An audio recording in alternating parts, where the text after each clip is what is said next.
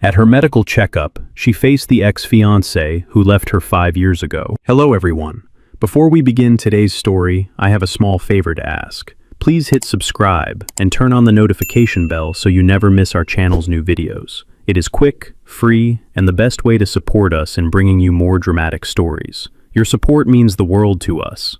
Where are you watching from? Drop your city or country in the comments below. Thank you very much. Now, let us return to the main character. The clinic smells like disinfectant and fresh paper. The lights are too bright, the kind that makes everything feel exposed, even thoughts you try to keep buried. She sits alone on the edge of the examination table, feet barely touching the floor, hands folded tightly in her lap. The paper beneath her crinkles every time she shifts, a small sound that feels louder than it should. This is supposed to be routine, just a medical checkup, something she has postponed for months because life kept getting in the way. Work deadlines, sleepless nights, the quiet ache in her chest that never fully goes away. She tells herself she will be in and out in less than 30 minutes. Her eyes drift to the clock on the wall. The second hand ticks forward. Each second feels deliberate, heavy. She exhales slowly and stares at the door, waiting for it to open. 5 years. That is how long it has been since she last allowed herself to think about him. 5 years since the wedding that never happened. 5 years since the man she trusted more than anyone else walked away without giving her a reason that made sense. She thought she had healed. She thought time had done its job. The door opens. She looks up without thinking, and the world stops. The man standing there is wearing a white coat now, calm, composed, professional. His hair is shorter, his face more serious, but she would recognize those eyes anywhere. She has memorized them once, loved them once, cried over them more times than she would ever admit. It is him, her ex-fiancé, the man who left her 5 years ago. For a moment, neither of them speaks. The silence stretches, thick and uncomfortable, like the air before a storm. She feels her heartbeat in her ears. Her throat tightens. Every instinct tells her to stand up and leave, to grab her bag, walk out, and never look back. But her body does not move. He blinks first, just once, as if grounding himself. His expression does not change, but she sees it. The flicker of recognition, the brief hesitation he quickly hides behind training and control. He says her name. Hearing it from his mouth again feels like a bruise being pressed. She swallows hard. This is not how she imagined seeing him again. Not here, not like this. Not in a moment when she already feels so vulnerable. She wants to ask him why he left. Why he disappeared when everything was already planned, when invitations were sent, when forever was supposed to begin. Instead, she says nothing. He clears his throat and gestures toward the chair, his voice steady, careful, professional, as if he has not just stepped back into the most painful chapter of her life. She realizes then that this room is too small for the past they share, too quiet for the words that were never said, too sterile for emotions that never truly healed. And as she sits there, caught between walking out and staying, one thought rises above the rest. This appointment was supposed to check her health. She never expected it would force her to confront the one wound that never fully healed. She does not leave. That fact alone surprises her. She sits there, hands still folded in her lap, staring at the floor as if it might offer an explanation for how her life has folded back onto itself so neatly, so cruelly. Her heart is still racing, but now there is something else beneath it. A familiar heaviness, the kind that settles in when old memories wake up all at once. 5 years ago, she stood in a dress she never got to wear again. 5 years ago, she waited in a small apartment filled with unopened wedding gifts, her phone silent, her chest tight with a dread she refused to name. He never showed up. No call, no message, just absence. The kind that echoes long after the door closes. People told her time would heal it. They always do. And for a while, she believed them. She rebuilt her life carefully, piece by piece. A new job, a new routine, a quiet strength that came from learning how to stand alone. She stopped checking her phone at night. She stopped expecting apologies that never came. She learned how to smile again without meaning it. But healing, she discovered, is not the same as forgetting. Now, sitting in a medical examination room with the man who once promised her forever, she feels every part of that unfinished story pressing against her ribs. Her body has not been kind to her these past few years. Headaches that arrive without warning. A constant tightness in her chest. Nights where sleep refuses to come, no matter how exhausted she feels. She tells herself it is just stress. Everyone is stressed. That is what adults say when they do not want to look too closely. Still, her primary care physician insisted she come in. Insisted she stop ignoring the signals her body has been sending for years. And now, of all people, he is the one reading her chart. She notices the way his eyes linger for a second longer than necessary on the clipboard. The way his jaw tightens, just slightly, as if he already knows what he is going to find there. He asks her a few standard questions: her age, her symptoms, her sleep patterns. His voice is even, controlled, professional. It makes her angry, because 5 years ago he was not professional. He was warm, certain, in love.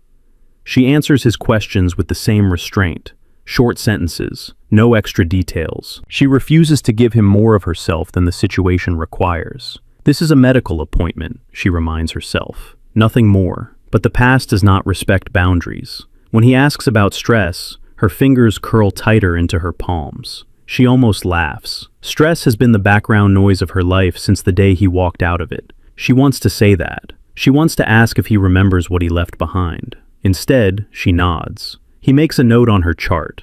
That simple movement sends a sharp realization through her. He is not just someone from her past. He holds authority here, control, the ability to see parts of her life she has worked hard to keep sealed off. She hates how exposed that makes her feel. At the same time, she hates herself for noticing that he looks tired, older, as if the years have taken something from him too. The silence between them grows heavy again, not awkward, loaded. She wonders if he knows what those 5 years did to her. How many mornings she woke up replaying his last smile. How many nights she questioned her own worth. How long it took before she stopped blaming herself. She wonders if he ever thought of her when the world was quiet. The thought unsettles her. Because despite everything, a small, unwanted truth slips in. Her heart still recognizes him. And that realization scares her more than any diagnosis ever could. He asks her to take a slow breath. It is a simple request. Routine. Something he has likely said thousands of times to other patients. Yet hearing it from him sends a strange tension through her chest. She hesitates, then does as he asks. Inhale. Exhale. The air feels colder than before, as if the room itself has shifted. He explains the next steps in a calm, measured voice. Blood pressure, heart rate, a few follow-up questions. Nothing invasive, nothing urgent. He is careful with his words, almost overly so, as if every sentence has been rehearsed in his mind before reaching his lips. She notices the distance he keeps, one full step farther back than necessary. His hands remain visible, deliberate, respectful. He does not rush. He does not linger. That should make her feel safer. Instead, it makes everything feel heavier. As he works, he watches the monitor more than he watches her. The numbers appear, steady but not ideal. He frowns, just slightly, a professional reaction. Still, she catches it. She has always been good at reading him. That skill never truly left her. He asks when the headache started. She answers honestly this time. A few years ago, around the time she changed jobs, around the time she stopped sleeping well, around the time she stopped believing that closure was something everyone gets. He nods and writes it down. When he asks about anxiety, she pauses longer than before. The word feels too small for what she carries. Anxiety sounds manageable, temporary. What she feels has been living with her for years, quietly shaping her days. She finally says yes. That is when he looks at her, really looks at her, not like a man remembering the woman he loved, but like a doctor seeing a patient who has been carrying too much for too long. His expression softens, not with pity, but with concern, the kind that does not ask for permission to exist. For a brief moment, she almost forgets to guard herself. He explains what he suspects: chronic stress, prolonged emotional strain, the body holding on to what the mind never fully processed. He keeps his tone neutral, but his words land with weight. This is not something that appeared overnight. This has been building for years. She feels exposed again, not physically, but emotionally, as if her body has betrayed the story she tells the world about being fine. He recommends further tests, follow-up visits, lifestyle changes, rest, real rest, not the kind people pretend to get. He emphasizes that this is not about blame. It is about listening to what her body has been trying to say. She wants to tell him that she learned how to ignore pain because of him. She does not. Instead, she nods and stares at the wall behind his shoulder.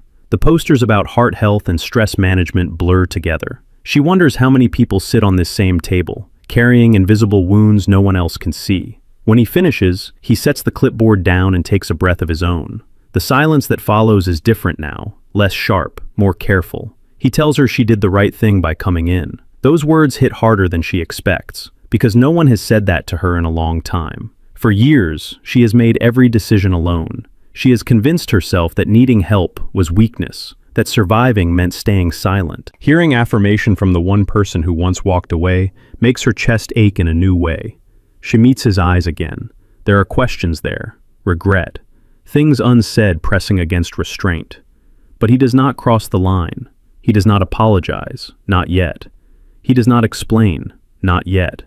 He simply tells her he will take good care of her, not as the man who once promised her a future, but as the doctor standing in front of her now. And somehow, that restraint feels like the first honest thing between them in 5 years. As she gathers her things and prepares to leave, one thought follows her out of the room. This visit was meant to check her health. Instead, it has reopened a wound she never fully examined, and she is not sure whether facing it will finally heal her or break her all over again. She expects him to leave the room first. That would be easier, cleaner, one less moment to navigate. But instead, he stays where he is, standing near the counter as she slides off the examination table and straightens her clothes with slow, deliberate movements. Every motion feels heavier than it should, as if the air itself is pressing down on her shoulders. When she finally turns toward the door, his voice stops her. Not sharp, not urgent, just quiet. He asks if she has a moment. She freezes with her hand on the handle. For a second, she considers saying no. She could walk out, schedule the follow-up with another doctor, pretend this encounter never happened. That is what the version of her from 3 years ago would have done. But something has shifted. She nods once without turning around. They step into the hallway outside the examination rooms, where the sounds of the clinic return. Phones ringing softly, footsteps passing, low voices behind closed doors. Life continuing, indifferent to the history standing between them. He keeps his distance, always one step back, always careful. He tells her that if she is uncomfortable continuing care under him, the clinic will reassign her immediately. No questions asked, no explanations required. His tone is calm, respectful. He means it. That should make her feel relieved. Instead, it makes her chest tighten. She asks him why he did not say anything when he first saw her name on the schedule. He does not answer right away. He looks down the hallway, then back at her, as if weighing something invisible. He says he did not know how. The honesty in that simple sentence catches her off guard. He explains that he almost canceled the appointment, that he stood in his office for several minutes, staring at her name, wondering if fate was being cruel or fair. In the end, he chose professionalism, the one thing he knew how to control. She lets out a short, humorless laugh. Professionalism was never the problem between them. She asks him if he ever planned to tell her why he left. The question hangs there, fragile and dangerous. He does not deflect it. He tells her that if she wants to talk, truly talk, it should not happen here. Not in a hallway where anyone could overhear half a sentence and misunderstand the rest. He suggests the small cafe across the street. Neutral ground, no pressure. She hesitates. 5 years ago, she would have agreed without thinking. One word from him used to be enough. Now, agreeing feels like a risk. She tells him she does not owe him anything. He nods. He agrees. He says he is not asking for forgiveness, not today. He only wants to answer the questions he never gave her the chance to ask. That is what does it.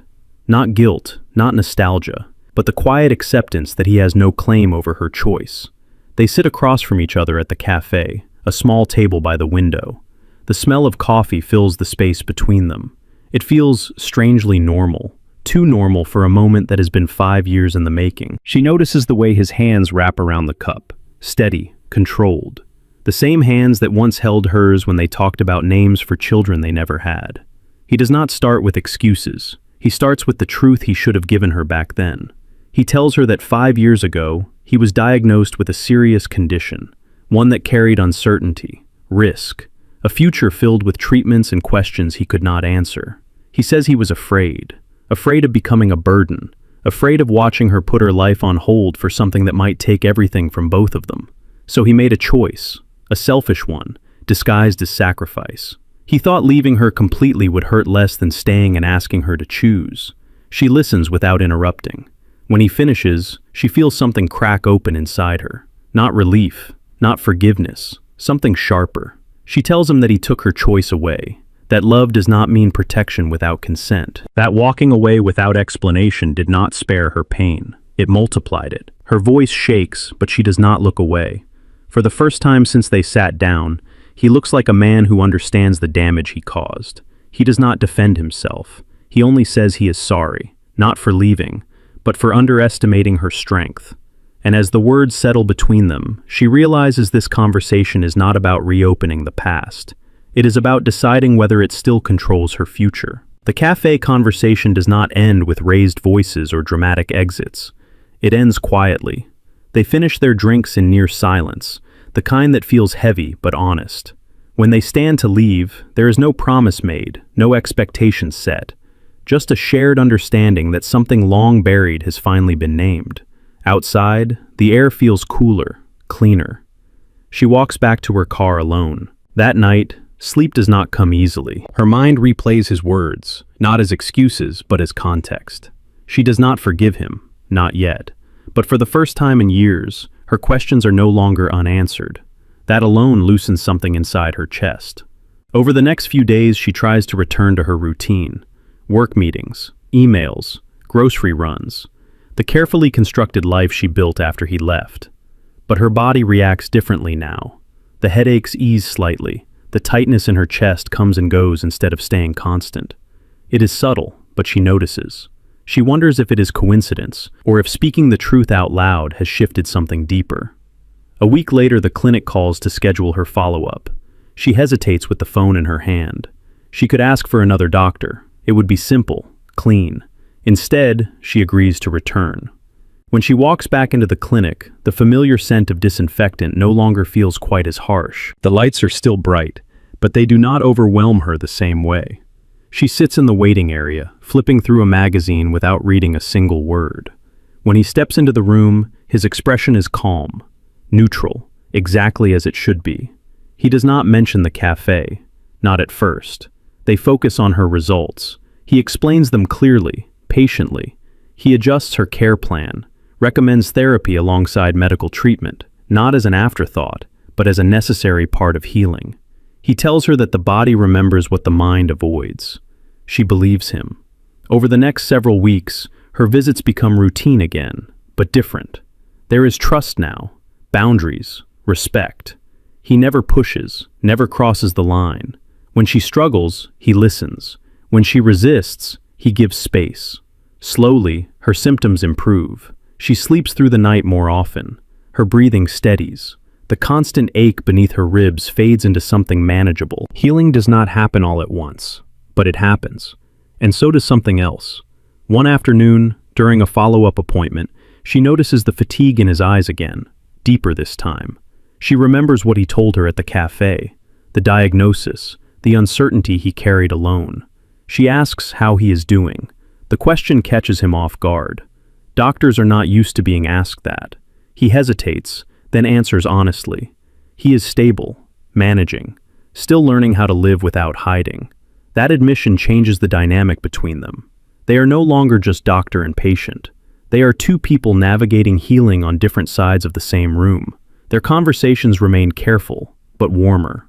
Sometimes, after appointments, they talk briefly in the hallway, about books, about work, about how strange it feels to meet someone again after thinking you had already lost them forever. There is no rush. She realizes one day that she no longer feels her chest tighten when she sees him. The memories still exist, but they do not control her breathing anymore. She feels stronger, more grounded, like someone who survived something and learned from it. Healing, she learns, is not about erasing the past. It is about carrying it without letting it crush you. As she leaves the clinic after another appointment, she pauses at the door. For the first time since this all began, she allows herself a quiet thought. Maybe the story that broke her is not the one that defines her. Maybe it is the one that teaches her how to heal. The truth does not come all at once. It unfolds quietly, in pieces she does not expect. During one of her follow-up visits, she arrives early and sits alone in the consultation room, scrolling through her phone without reading anything. Her mind is elsewhere, focused inward, on how different she feels compared to a few months ago.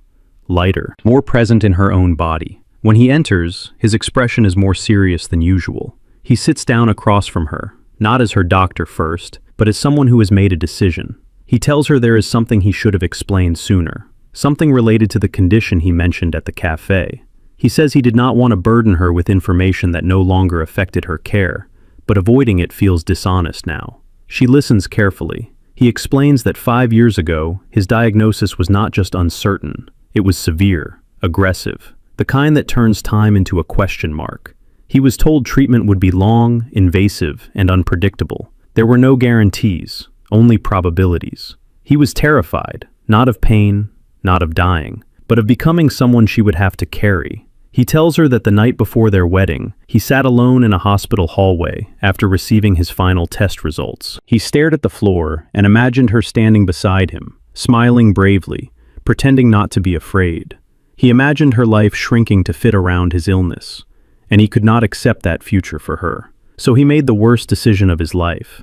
He left without explanation, because explaining would have meant asking her to choose, and he did not trust himself to hear her answer. As he speaks, his voice remains steady, but his hands tremble slightly in his lap. It is the first physical sign she has seen of how deeply that time affected him. She does not interrupt. When he finishes, the room feels different, quieter, like the walls themselves are listening. She tells him that she spent years believing she was not enough, that she replayed every argument, every moment of doubt, searching for the reason he walked away. Hearing that he left to protect her does not erase the pain, but it reframes it. It turns confusion into grief. She tells him that love does not mean shielding someone from the truth. It means trusting them with it. That by leaving, he did not spare her suffering. He gave her a different kind. He nods slowly. He agrees. He tells her he has lived with that regret every day since. That surviving his illness did not feel like victory when it cost him the person he loved most. That healing physically did not teach him how to forgive himself. She looks at him then, really looks at him. Not as the man who broke her heart, but as a human being who made a fearful choice and paid for it deeply. There are tears in her eyes, but she does not let them fall. Not yet. She tells him she does not know what forgiveness looks like. That healing does not mean forgetting the pain. It means deciding what to do with it. He listens. He does not rush her. He does not ask for absolution. For the first time, there is no imbalance between them. No doctor and patient. No abandoned and abandoned, just two people standing in the aftermath of a shared past. As the appointment ends, she realizes something unexpected. The story she told herself for 5 years was incomplete, and while the truth hurts, it also frees her from carrying blame that was never hers to begin with. When she leaves the clinic that day, the weight on her chest feels different. Not gone, but finally understood. The shift happens quietly, but it changes everything. A few days after that appointment, she receives a message from the clinic administration. It is polite, neutral, informational. They explain that due to an internal review, her case will be reassigned to another physician, unless she specifically requests to continue care under him. The words sit on her screen longer than she expects. She understands why the policy exists. Boundaries matter. Ethics matter. Especially now, after everything that has been said. The clinic does not know their history in detail, but it knows enough to be cautious. For the first time, the choice is fully hers. She spends the night thinking about it. Not about him as the man who left, not about him as the doctor who diagnosed her condition, but about herself, about how far she has come, about how much stronger she feels, compared to the woman who waited 5 years ago with unanswered questions. The next morning, she goes to the clinic in person. She asks to speak with him privately.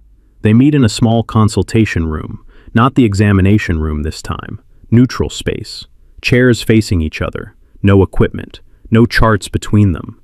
She tells him about the message. He listens without surprise. He says he expected it, that he would understand if she chose to transfer care, that her comfort matters more than his presence. The words are steady, but she hears what he does not say, that losing her again would hurt. She asks him something she has been holding back. She asks if continuing treatment under him would cross a line for him, not professionally, personally. He takes a long breath before answering. He tells her that caring for her has been the hardest and most meaningful test of his integrity, that every appointment has forced him to confront the man he was and the man he wants to be. He says he has never once allowed his feelings to override her safety or autonomy, and he never will. But he admits something else, too, that seeing her heal has been changing him, that the distance he once used to protect himself no longer feels like strength. The room grows quiet. This is the moment she realizes that healing does not always move forward in a straight line. Sometimes it demands confrontation, not with the past, but with the present.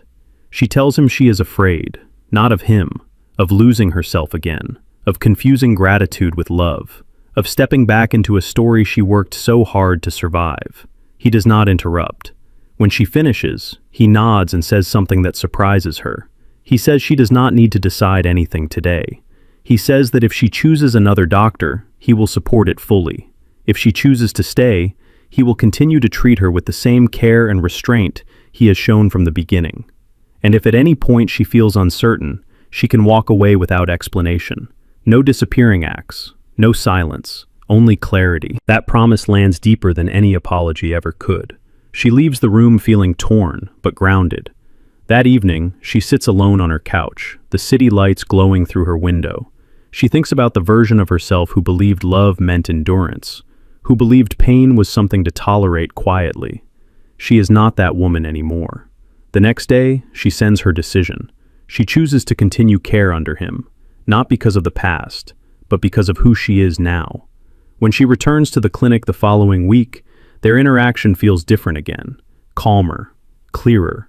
There is no unspoken tension, no longing in their eyes, just mutual respect, carefully built and fiercely protected. The crisis does not explode, it resolves. And in that resolution, she understands something important. True healing is not about reclaiming what was lost. It is about choosing what is healthy, even when it is hard. And for the first time in a long while, she feels proud of the choice she made. The shift does not announce itself with grand gestures. It reveals itself in consistency. Weeks pass, then a month. Her appointments continue. Her treatment plan remains steady. Therapy sessions become part of her routine, not something she resents, but something she relies on. She learns how to sit with discomfort instead of running from it, how to name emotions before they turn into symptoms. Her body responds. The headaches become rare. The tightness in her chest loosens. She wakes up one morning and realizes she slept through the night without waking once. No racing thoughts, no sudden fear gripping her breath. Healing, she learns, is quiet, and he remains exactly what he promised to be: professional, present, respectful. He checks in on her progress, adjusts medication when needed, encourages her without pushing. When she struggles, he does not rescue her. He reminds her that she already knows how to stand on her own. That matters more than she expected. One afternoon, after a particularly good appointment, she lingers by the door instead of leaving right away, not because she feels pulled toward him, but because she feels steady enough to stay. She thanks him, not for the past, not for what he once meant to her, but for how he has shown up now. He accepts the gratitude without turning it into something else. No hidden meaning, no longing glance, just a nod and a quiet acknowledgement. That restraint feels like trust. A few days later, she receives an email from the clinic. Her test results are stable, improved. The words bring an unexpected rush of emotion, not relief alone, but pride. She did this. She faced what hurt. She stayed. That evening, she sends him a short message through the clinic portal. Professional, brief. She tells him the results gave her hope. He replies with one sentence. He says he is proud of her. The words sit with her long after she closes her laptop, not because she needs his approval, but because it feels earned. Time continues to move forward. Their conversations begin to expand, carefully. Sometimes at the end of an appointment, they talk about small things, a book he is reading, a place she wants to travel, ordinary details, safe ground. One day, she mentions a volunteer program she joined, helping patients navigate long-term recovery plans. It surprises her how natural it feels to say it out loud, how far she has come from the woman who once avoided anything that reminded her of pain. He listens with genuine interest. He tells her that surviving illness taught him something similar, that recovery is not about returning to who you were before.